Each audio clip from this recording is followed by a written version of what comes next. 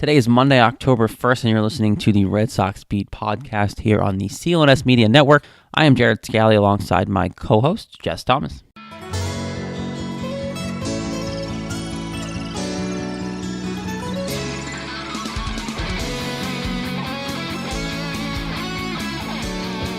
All right, everyone, welcome into the show, Red Sox Beat here on CLNS Media, the leading online provider of audio and video coverage for your Boston Red Sox, at Red Sox CLNS on Twitter for the coverage of the network. Facebook is Red Sox Beat Podcast. Rate, review, and subscribe to us on iTunes. Listen to us on Stitcher, the mobile podcast app for CLNS as well.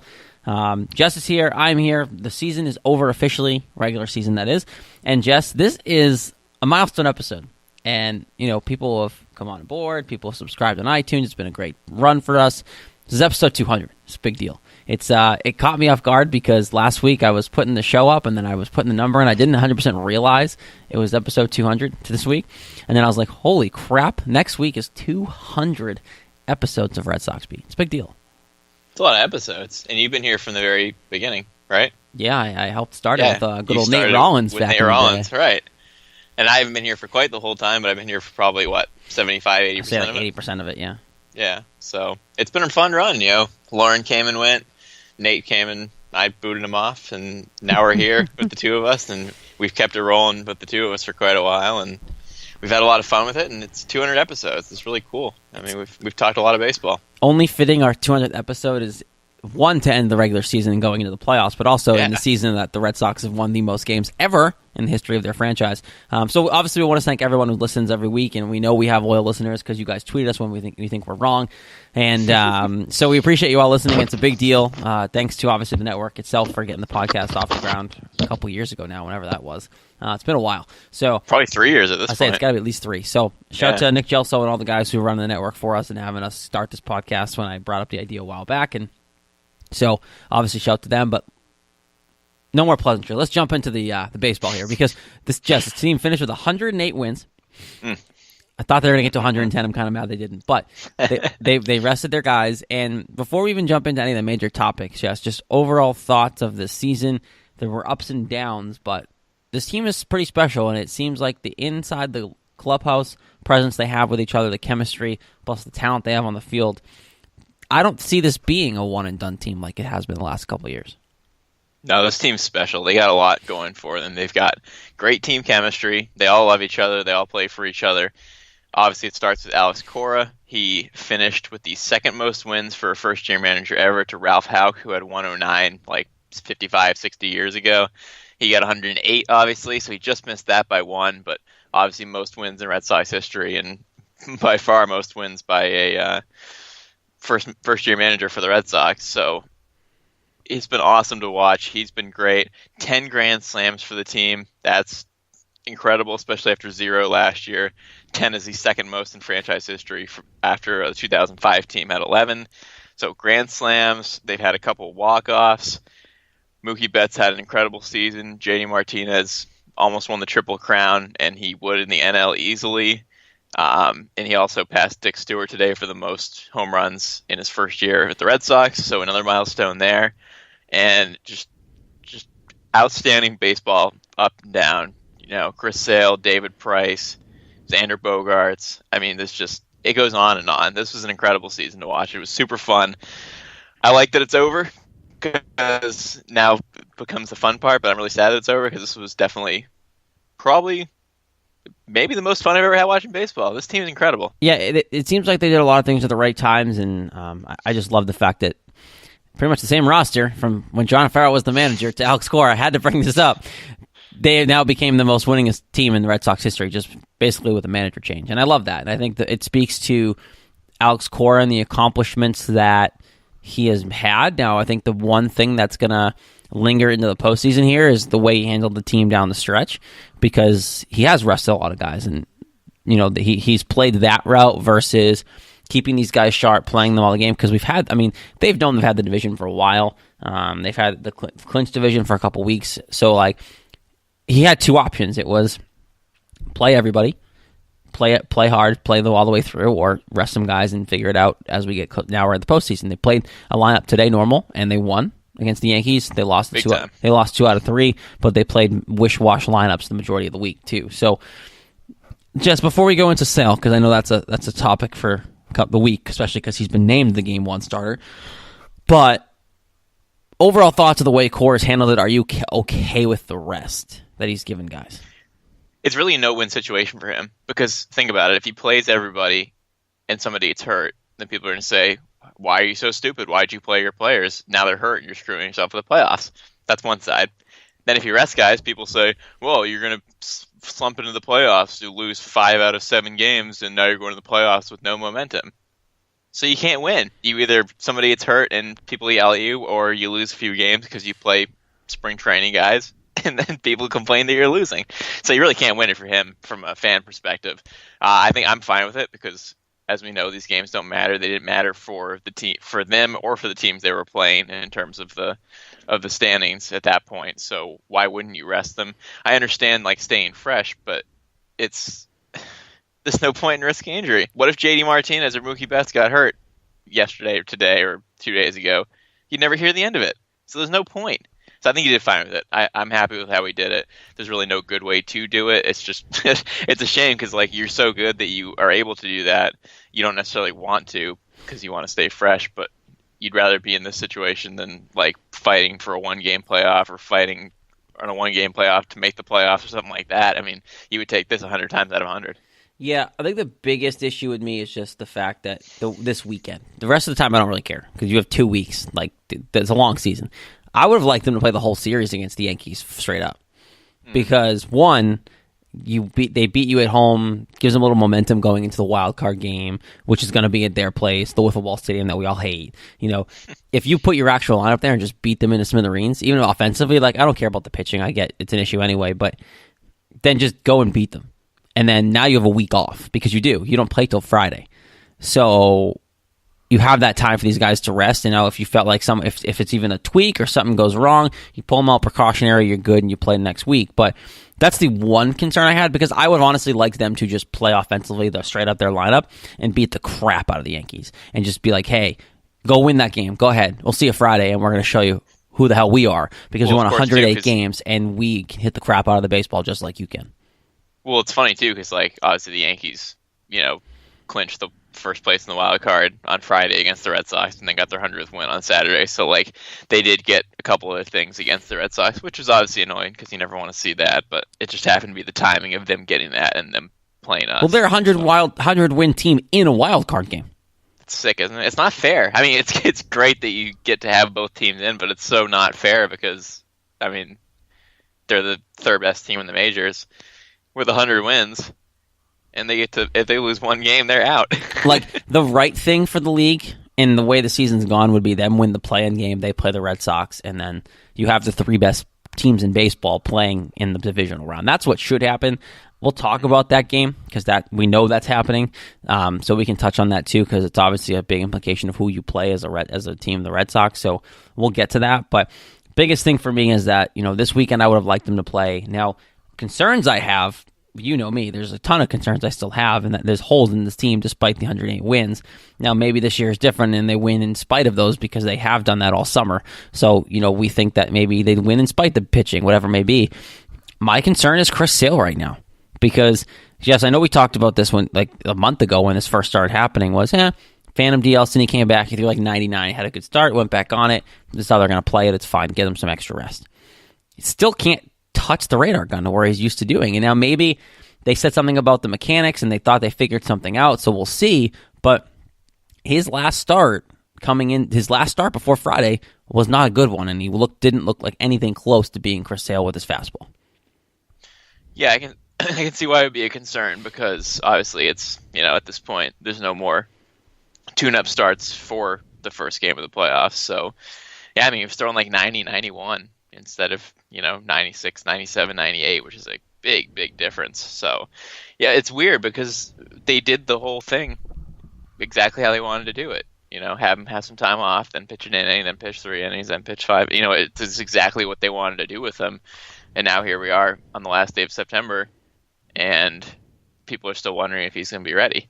I mean, they really confirmed. They said not a shoulder problem, not a shoulder problem, not a shoulder problem. So, okay, I'll believe them if it's not a shoulder problem. That's great. But how is a mechanics problem change 5 or 6, 7 miles per hour? That's weird to me. It's a lot of speed for a mechanics thing, especially because his curveball looks the same, like his slot, like everything else is fine. It's just a lack of velocity. So are they trying to give us an excuse for an elbow situation? Are they trying to give us an excuse? Because we know, well, look at him. He's a twig. Like, he gets a lot of his power from his arm. So is there something there that we're not knowing? And it's hard for me to say that because Cora is pretty straightforward for lack of the way he handles it, whatever, it's better for worse. But he's pretty honest about the injuries. He's not Bill Belichick. Like, he doesn't sit here and hide these injuries from us. He's pretty knowledgeable and pretty straightforward with which is never happens with a manager. But something like this, he might hide because who wants to say, yeah, Arias has an elbow issue, but he's going to pitch game 1. Yep, right. He's lock it in. Are they worried about it? Like, are they worried that he's not going to pitch well on Friday, and they don't want other people to freak out, so they're just saying, like, he'll be fine. We know what the problem is. Enjoy Friday. Like, I wonder if they're worried about it. It's hard to know. Yeah, I'd be worried about it if I were them. I think I would have had more faith, honestly. And this goes to Dombrowski because he said he wanted he right away. Dombrowski came out and said game 1 starters Chris Sale. Why not? Why didn't you wait? Because honestly, Jess, I'd rather David Price pitch Friday. Yeah, I mean, I don't know if it matters necessarily because you'll have one of them in game 1 and one of them in game 2 either way. But obviously, getting out to a 1-0 lead in a 3-game series is hugely important. So, yeah, maybe it would be better with Price, but I mean, Sale's their guy. He's their number 1. He has been for a couple of years, and that's what they're going to go with. So I guess you just got to hope he's healthy. Do you have more confidence in David Price than Chris Sale right now to go out and pitch at least?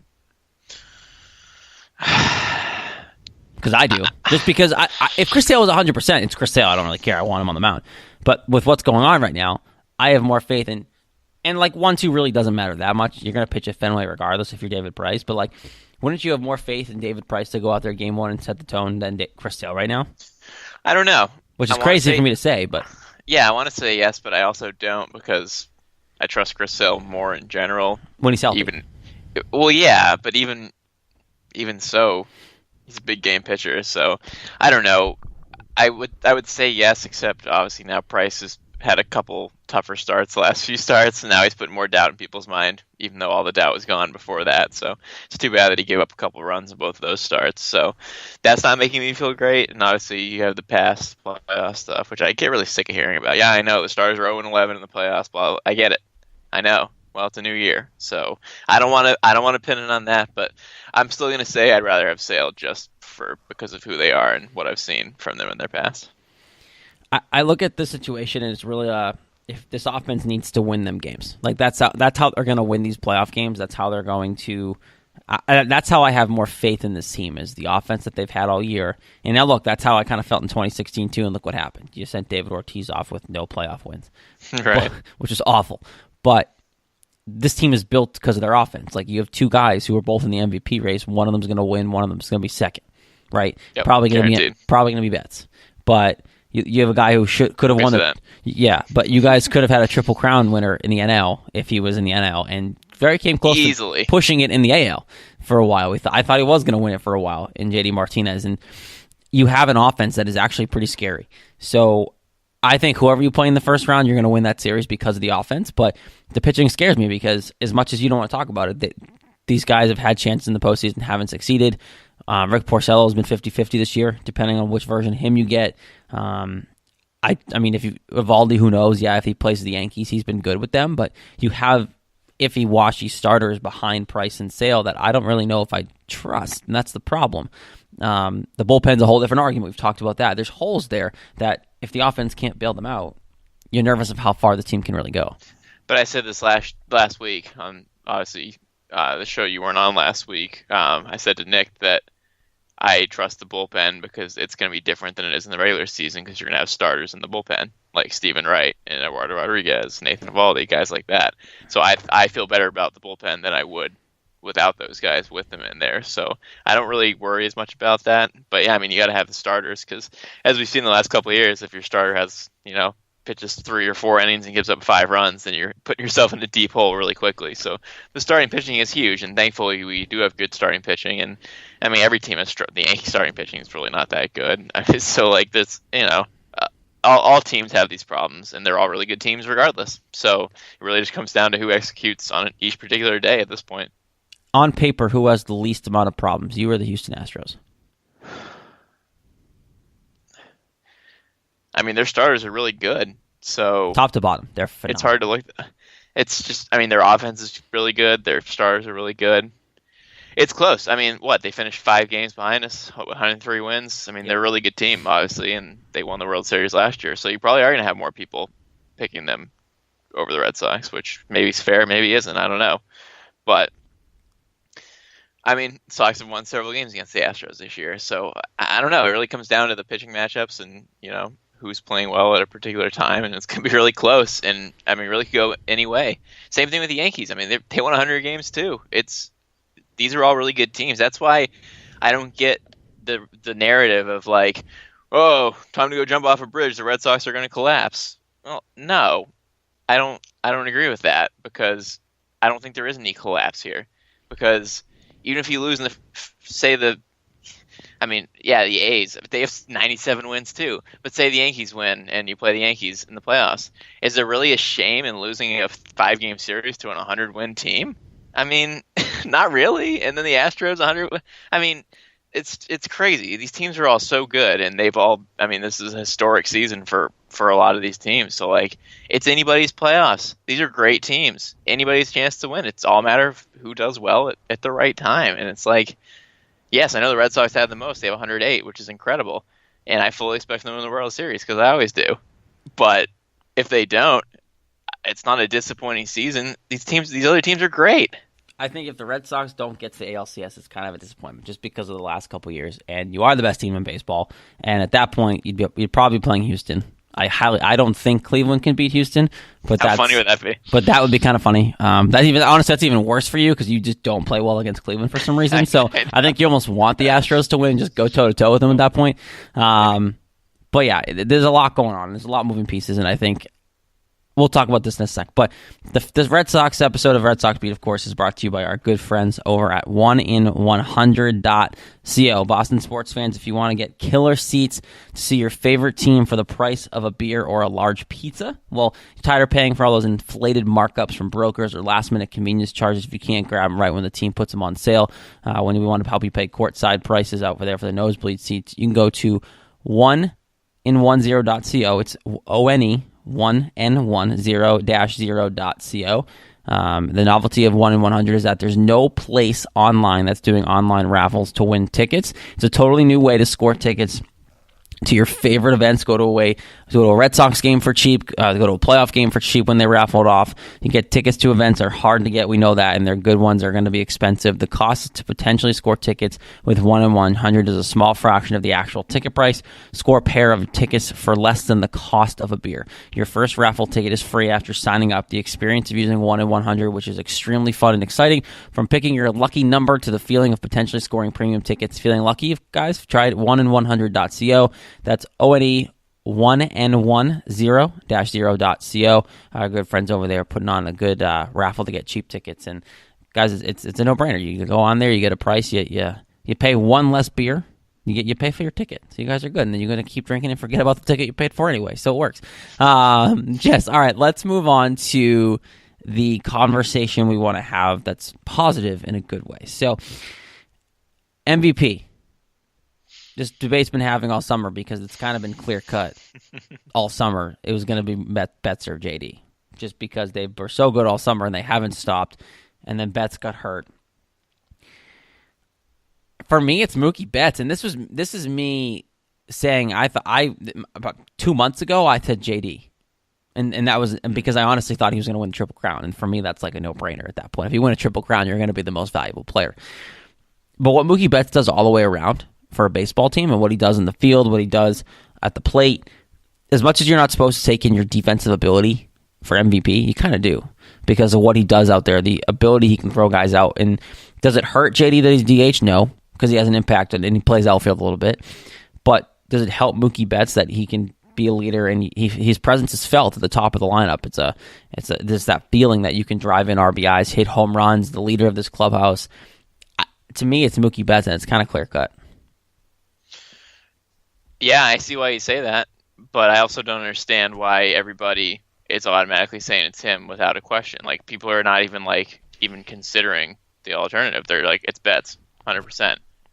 I disagree. I think it's JD.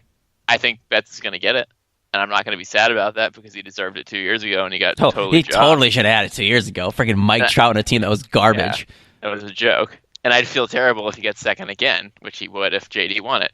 But I think it's JD. I really do. The guy has 50 more RBI than Betts, 130 to 80, not even close. 11 more home runs. That is very significant. Now, I get it. Betts has a 16 more point in his batting average, 346 to 330, but 330 is incredible too. It's second in the majors. It's just not as good as 346. Now, Betts has 18 more runs. 129 runs is insane. JD has 111.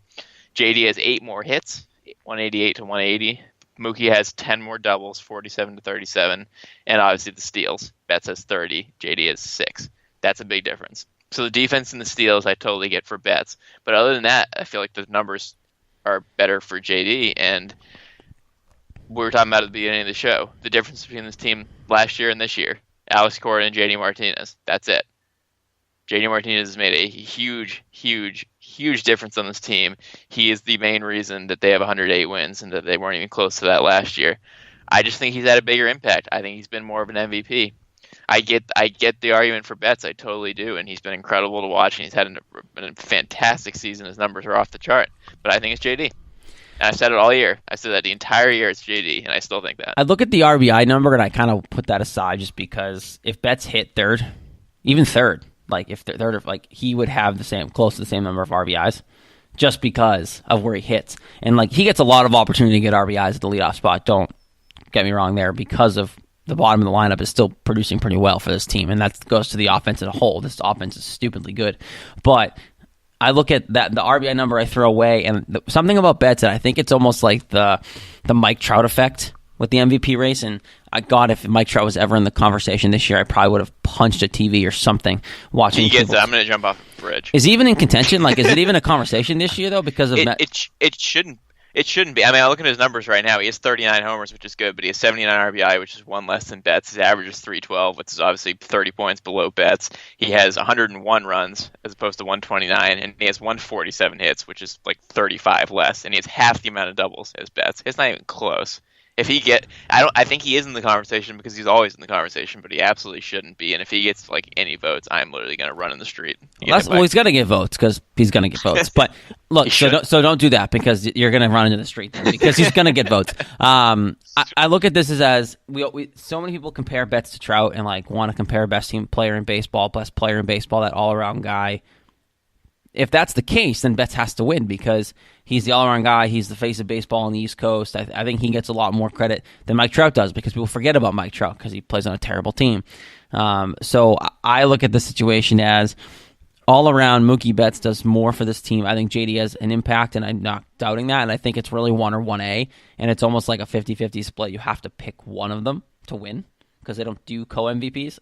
So they should, though. They should in all reality be co-MVPs. They absolutely should. They're both equally valuable. Exactly. And on the best team in the league. And the problem with JD only playing DH the majority of the time, people bring in the defensive factor, even though they really shouldn't, because it's not a hitting award. He's played plenty of outfield. No, I know, but he's not that. But if you put outfield involved, I think it's Mookie Betts because he's a better outfielder.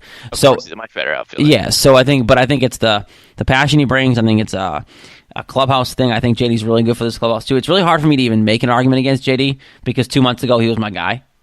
I was like, yeah, it's definitely going to be JD. But I think part of me just believes now with the all-around factor and the way Mookie was hurt and still leading some of these categories. Because, guys, Mookie Betts, how long did Mookie Betts miss, Jess? It was a little bit of time earlier in the year.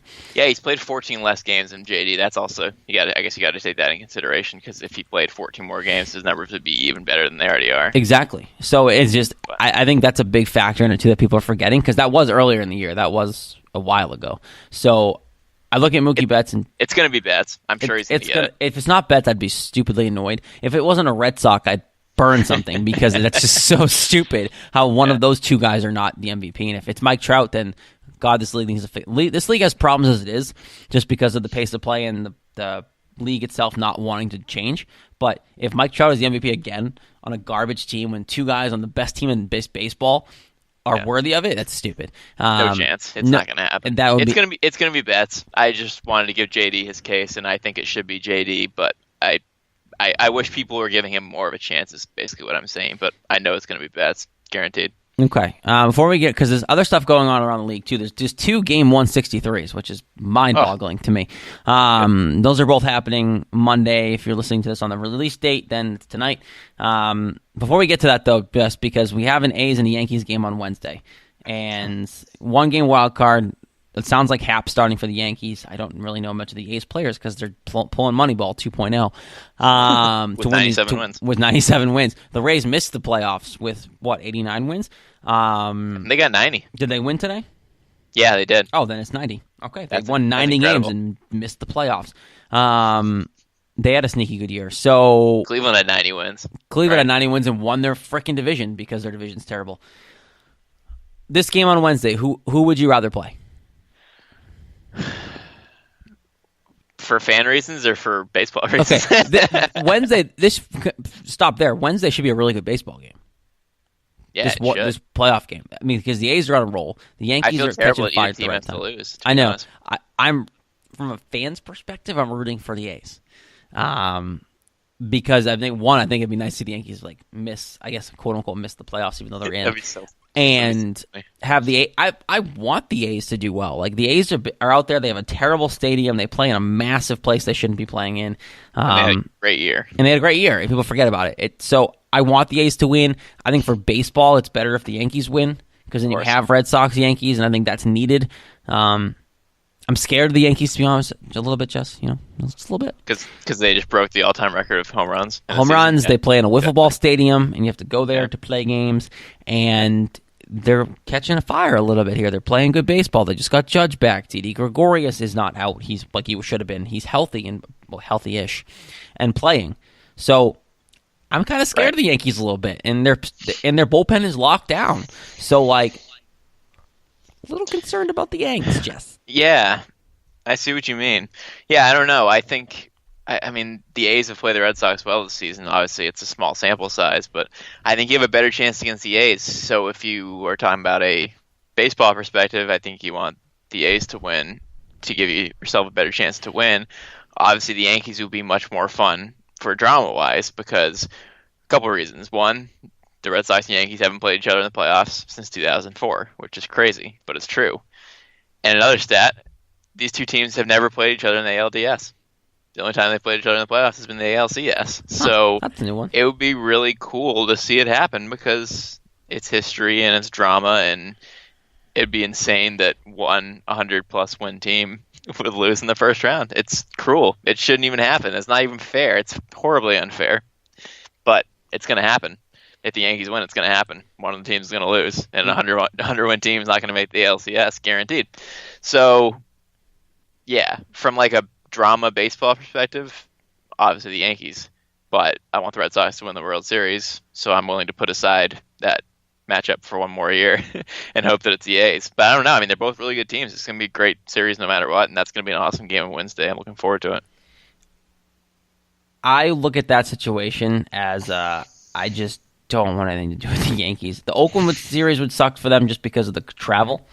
Because they have to go cross country, but obviously the A's have to do that too. Either way, they have to do that. But I look at the situation where I just want them to play the A's because the Yankees, man, as much as we can crap on them, they won 100 games. They beat out the 97 Mariners for the most home runs in a single season, and that team had Griffey and A-Rod on it. That was a phenomenal team. I don't know. There's something about the Yankees that are freaking me out, and I don't know why. I think they might even still win the series, but I look at that Wednesday night game, and I think if you're a Red Sox fan, you better be an Oakland A's fan for that night, and hope they get you and play you on Friday. Well, it's crazy with the Yankees lineup because now that they've broken that record, I read that every single player in their lineup has 20 or more homers in the starting lineup. That's absurd. Yeah. They're 7, 8, 9 hitters all have 20+ homers too. I mean, that's nuts. Insane. That's scary. So that's definitely scary. That'll be a fun game to watch. We'll obviously talk about it a little bit because next week we'll be talking about some Red Sox games because we'll be on after they start the series of whoever they're going to play. Before we get out of here, let's talk about the NL because two divisions, Jess, are coming down to the wire. Game 163, NL Central, Milwaukee Brewers and the Cubs, and then the Dodgers and Rockies are playing for the NL West. The Milwaukee Brewers are an insane story. They were down, I think it was 5 games at some point earlier this month. These guys are not losing right now. I wouldn't be surprised if they win tomorrow. I know Jose Quintana is pitching for the Cubs. I saw that earlier. I don't know who's pitching for the Brewers, but I would be afraid to play the Brewers regardless because they're in the playoffs. It's just a matter if it's a wild card game or the win the division. Right. I wouldn't want to play the Brewers because they are believing in themselves right now. Yelich is just stupidly good. And when did he become an MVP candidate? I don't know. Out of nowhere. Well, it's the Brewers. No one watches the Brewers, and this is the problem. They're wasting away in Milwaukee, but in a good way. They're a really good baseball team. Yes. And I think they'd be really fun to watch in the postseason. I wouldn't want to play them. Same with the Rockies. This is what they did, the Rockies, when they went to the World Series and then eventually got swept by our Boston Red Sox. They caught a tear late in the year. And they've been good pretty consistently all year, but these Rockies are on fire right now. And those two teams are lethal. And in an NL, as a general, that's been pretty competitive all year and had some teams, unlike the AL, that were on the bubble that didn't make it to the playoffs. It's a very competitive league, despite no teams winning 100 games. Those two teams scare me, and I think those are the two. I think those two teams beat the Dodgers and the Cubs, and you put them in the playoff game. Yeah, I mean, we always talk about hot teams in the playoffs. The Brewers have won 7 games in a row, and the Rockies have won 8 of 9. Hold on. 1, 2, 3, 4, 5, 6, 7, 8. 9 of 10. Wow. So, yeah, they both barely lost in the last, 2 weeks of the season, and they're right there. I can't believe that the Brewers caught the Cubs. They have the exact same record home and away, too. They're carbon copies of each other. They have the same record home, and same record away. Insane. So that's going to be fun. They both have 95 wins. And, yeah, I mean, the Rockies were in first place for a decent amount of time. Then they fell back a little bit, and then people were picking the Dodgers to have a better chance. And then the Rockies decided to win 9 of 10, and now they're tied again. So it's crazy. They both have 91 wins, and then the Braves had 90 wins. So the NL's interesting. No team's fantastic. There's no 100-win teams. There's not even a 96-win team. But we get two 163s just to figure out what the playoffs are. That's exciting. I'm really looking forward to that. So it's a lot of fun. Yeah, hot teams are where it's at. And it's a complete 180 of the AL. AL's been decided for the last 3 months. Right. And then the NL's decided to get really tight at the last possible second. So, yeah, it's going to be fun. These teams are going to be hard to beat. The Brewers are a great story. I'm rooting for the Brewers and Rockies. Different names, not your typical teams. They both had great years. That's awesome. Are people writing off the NL? It seems like they are. In terms of winning a World Series, because the AL is so much better. People put the asterisk next to the 100-win teams sometimes because they played. I mean, we played the Baltimore Orioles how many times, and they suck. So 16-3 against them. Yeah, so I think there's a lot to do with that too, of why you had 300-win teams because some of the AL teams were just awful. But I think people are writing off the NL too soon. There are some really good baseball teams, and the reason why they didn't win 100 games is because they were all playing each other. So you have 4 teams who are playing play-in games tomorrow. 2 divisions are going down to the wire. That means they all had to play each other all season, which means they couldn't win 100 games because they just kept beating each other. Right. No, I agree in one sense, but in another sense, you have the Rays with 90 wins and the Mariners with 89 wins, neither making the playoffs. So there's also there's incredible teams in the AL, and then still really good teams that would be making the playoffs in the NL that aren't. So, but the Baltimore Orioles are in the AL. So I know 47 and 115. That's wow. Unreal. 115 games. You lost 115 games. How do you do that?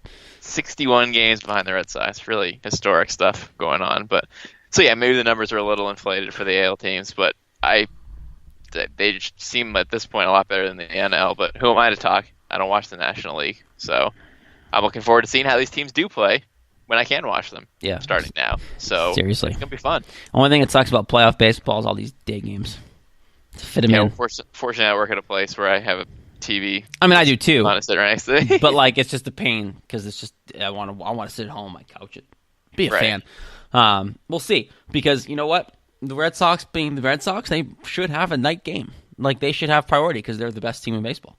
Right. And if they play the A's are in the West Coast, so the game's gonna be later. The game's gonna be later. Maybe not super late, but later than it would be. Like an 8 o'clock game. It would be a primetime game. It wouldn't be a 4 o'clock start.